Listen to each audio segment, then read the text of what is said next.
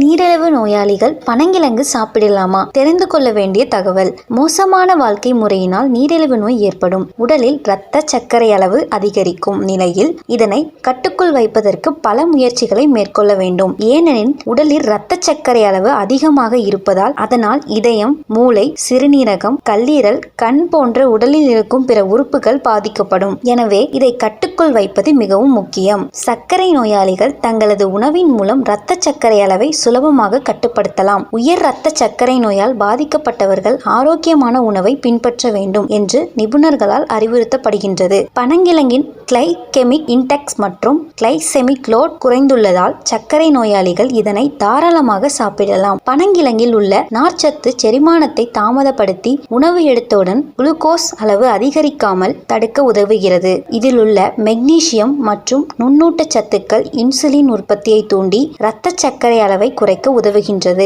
பனங்கிழங்கில் உள்ள vitamin C insulin செயல்பாட்டை மேம்படுத்தி சர்க்கரையின் அளவை குறைக்கவும் செய்கின்றது. பனங்கிழங்கில் உள்ள இரும்பு சத்து இரத்த சிவப்பணுக்களின் எண்ணிக்கையை அதிகரித்து இரத்த சோகையை தடுக்கின்றது. மேலும் இதில் உள்ள பொட்டாசியம் இரத்த அழுத்தத்தை சீர்படுத்தி இதய ஆரோக்கியத்தையும் மேம்படுத்துகிறது.